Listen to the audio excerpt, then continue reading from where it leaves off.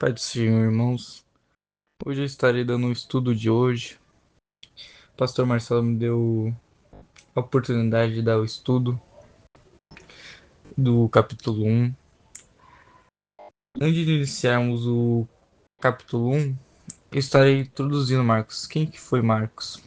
Marcos não foi discípulo nem apóstolo, mas esteve sempre junto dos apóstolos, como de Pedro, Barnabé, Pedro. Pedro que se aparenta ser o mais próximo e que conheceu também primeiro do que Paulo. Pedro chamava ele de meu filho Marcos. Em 1 Pedro, capítulo 5, versículo 13. E Bernabé era primo de Marcos.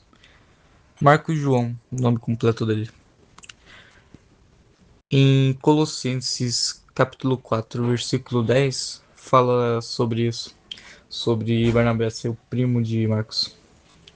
E a mãe de Marcos era de grandes posses, enquanto disse em Atos do Apóstolo, capítulo 12, versículo 12, foi escrito em Roma. Pelo que aparenta, Pedro estava junto com ele, dizendo o que ele devia escrever, enquanto escrevia para a igreja de Roma. Foi escrito aproximadamente em 50 depois de Cristo.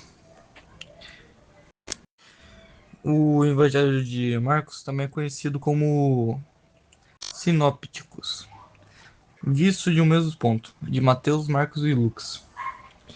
Esses três é visto de um mesmo ponto, que cita as mesmas coisas, só que de pontos diferentes e de formas diferentes. Marcos é conhecido por ser pequeno, mas ser explicado para a igreja de Roma se preocupa com costumes judaicos.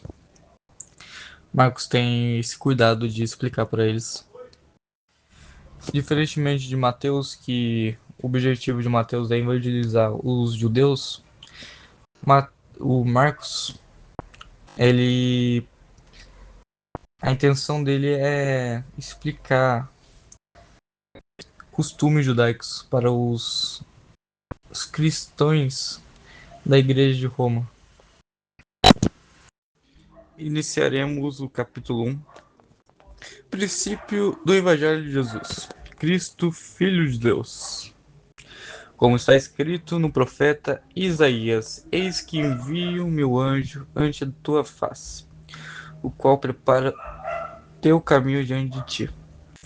Voz do que clama no deserto: Prepare o caminho do Senhor, endireitai as suas veredas. Aqui se menciona João Batista em Isaías, capítulo 40, versículo 3. Continuando, versículo 4. João Batista no deserto, pregando o batismo de arrependimento para a remissão dos pecados. E toda província da Judéia e o Jerusalém ia ter com ele. E todos batizados por ele no Rio Jordão, confessam os seus pecados. João é comprovado historicamente não só por evidências cristãs, mas também por evidências não cristãs, como Flávio Josefo, aonde Flávio José comenta sobre João Batista que ele não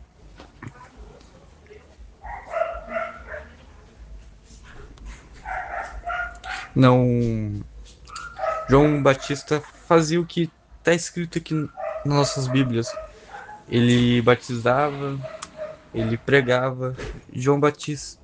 Flávio José comenta sobre isso, sobre João Batista. Isso que é maravilhoso de sabermos sobre isso. É que não só evidências cristãs falam sobre João Batista, mas sim também não cristãs, como Flávio José, um judeu até o talo. Em versículo 6, e João andava vestido de pelos de camelo, e com cinto em redor dos seus lombos, e comia gafanhotos e mel sem braço. E pregando, dizendo: Após mim vem aquele que é mais forte do que eu, a qual não sou digno de, abaixando-me, desatar a correia das suas alparcas. Aqui João Batista mostra o seu nível de humildade quando se diz no versículo 6 que João Batista usava roupas humildes comparado na sua época, comparado com os fariseus, com os líderes religiosos, que usavam uma roupa mais uma roupa melhor, uma roupa mais chamativa, enquanto o João Batista ainda de pregar o evangelho e colocar a sua humildade e sobre comparado aos fariseus, é maravilhoso sabermos sobre isso. Que além de que ele comia gafanhotos e mel silvestres, mel silvestres, que ele não se portava das coisas da terra terrena, mas sim sobre pregar o evangelho. E continuando em versículo 8: Eu, em verdade, vós tenho batizado com água. Ele, porém, vós batizará com o Espírito Santo. Oh, glória a Deus. João Batista, enquanto batizava na água, simbolizando a purificação dos pecados, Jesus ia vir dando dom do Espírito Santo, dando o Espírito Santo depois da ida dele, deixando o Espírito Santo como o condutor das nossas vidas. E no versículo 9, e aconteceu naqueles dias que Jesus, tendo ido de Nazaré da Galileia, foi batizado por João no Rio de Jordão. É um ato histórico comprovado pela maioria dos historiadores cristãos ou não cristãos que Jesus foi batizado. Seguindo o versículo 10, e logo que saiu da água, viu os céus abertos e o Espírito, que, como pomba, descia sobre ele, e ouviu-se uma voz dos céus que dizia: Tu és meu filho, amado, em quem me comprazo. Após isso mostra que Deus demonstra que quem é o Messias para o mundo. Permite que João apresenta ao mundo quem é o Messias, quem é o Filho de Deus. E aqui também demonstra a Trindade da pomba, que seria o Espírito Santo, Jesus, o Filho e o Pai, que fala que me comprazo, meu filho amado. E versículo 12: E logo o Espírito o impeliu para o deserto. E ali estava no deserto 40 dias, tentado por Satanás, e vivia entre as feras, e os anjos o serviam. Aqui demonstra que ele cumpriu toda a justiça por meio do batismo, e pela tentação foi aprovada. Quando houve o batismo, é a tentação sendo tentada pelo Satanás. Versículo 14: E depois que João foi entregue à prisão, veio Jesus para Galiléia, pregando o evangelho do reino de Deus, e dizendo: O tempo está cumprindo, e o reino de Deus está próximo. Arrependai-vos e crede no evangelho. Meus irmãos, Marcos João, Marcos não explica,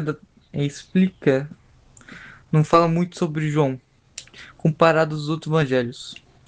E no versículo que lemos agora, Jesus começa seu ministério aí. pregando o evangelho para os outros publicamente. Não foi dentro das igrejas, como muitos começam o ministério, mas sim sozinho, sem tendo apoio de ninguém, mas fazendo a vontade do Pai, falando sobre a boa nova. E no versículo 16, e andando junto ao mar da Galileia, viu Simão e André, seu irmão, que lançava rede ao mar, pois eram pescadores. Versículo 21, e entraram em Cafarnaum, e logo no sábado, indo ele à sinagoga, ali ensinava, e maravilhasse da sua doutrina, porque eu ensinava como tendo autoridade, e não como os escribas. Até aí, meus irmãos, Jesus quebra um dos protocolos no Antigo Testamento sobre fazer algo no sábado. E também vemos que ele ensinava com autoridade, que não ensinava aos outros o que os outros ensinaram. O que ele falava não vinha dele, mas vinha daquele que o enviou. Ele não falava por autoridade dos homens, mas sim de Deus. Não vivia roboticamente, mas sim por Deus. Versículo 23. E estava na sinagoga deles um homem, com espírito imundo, qual exclamou dizendo: Aqui temos contigo, Jesus Nazareno, veste destruir-nos, bem sei que és santo, o santo de Deus. E repreendeu Jesus, dizendo: Cala-te e saia dele. Então o espírito imundo agindo exclamou com grande voz, e saiu dele. E todos se admiraram a ponto de perguntar entre si, dizendo: O que é isto? Que nova doutrina é esta? Pois com doutrina ordena o espírito imundo e lhes obedece. E logo correu a sua fama por toda a província da Galileia. Meus irmãos, no Antigo Testamento não há muitos relatos sobre expulsos de demônios. Na verdade, mal há, se formos pegar para ver. Há também de Saul e um espírito atormentava ele. Mas no Novo, comparado ao Novo Testamento, não há comparação. Aonde Jesus Cristo expulsava eles em nome dele. Sem falarmos que era sábado, que deu mais fama sobre ele por estar fazendo essas coisas no sábado. Do versículo 29 até 39, o título A Cura de Sogra, da Sogra de Pedro. E logo saindo da sinagoga, fora a casa de Pedro, de Simão e de André, com Tiago e João. E a sogra de Simão estava deitada com febre, e logo lhe falaram dela. Então, chegando-se a ela, tomou-se pela mão e levantou-a, a febre deixou, e a serviu-os, e servia-as. E tendo chegado a tarde, quando já estava se pondo o sol, trouxeram-lhe todos que se achavam enfermos e endemoniados. E toda a cidade se juntou à porta. E curou muitos que se achavam enfermos de diversas enfermidades. E expulsou muitos demônios, porém não deixava falar os demônios, porque o conheciam. E levando-se da manhã muito cedo, estando ainda escuro, saiu e foi para um lugar deserto. E ali oravam. E seguindo Simão e os que estava e achando, lhe disseram: Todos te buscam. E ele lhe disse: Vamos às aldeias vizinhos, para que eu ali também pregue, porque para isso vim. E pregava na sinagoga deles por toda a Galiléia, e expulsava demônios. Meus irmãos, no versículo 29 e 39, vemos que Simão tinha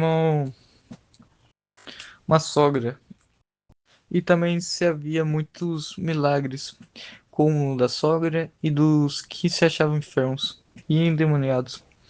Vemos que os milagres feitos no Novo Testamento era para que mostrasse quem era o Messias quem era Cristo, quem era o Filho de Deus, para mostrar aos outros que Jesus era o Messias que pregava a verdade.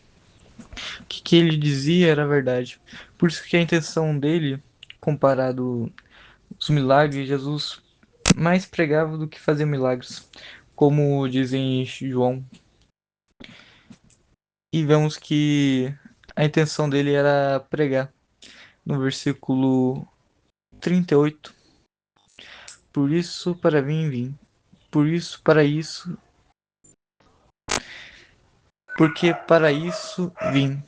E ele veio para pregar as boas novas e o arrependimento, para que a gente aceitamos e sejamos filho de Cristo, filho dele,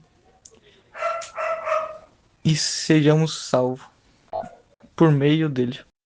No versículo 40 tem o título A cura de um leproso.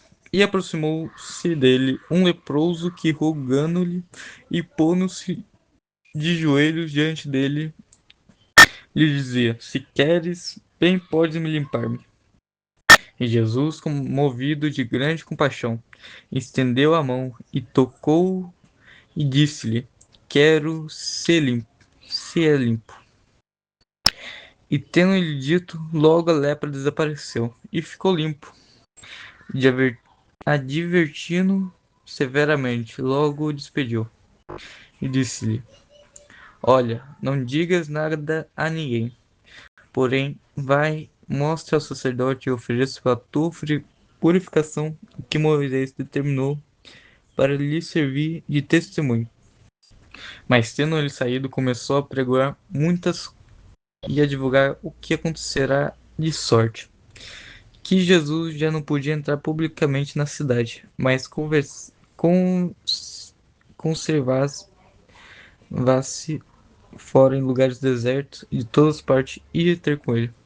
Meus irmãos, compara os milagres que ele fez nos versículos anteriores. Nesse milagre, o leproso, que não diz o nome, ele, ele se diz, ele pede humildemente: Se podes me limpar-me, se queres, pode me limpar. E Jesus, vendo isso, se move com paixão e cura ele.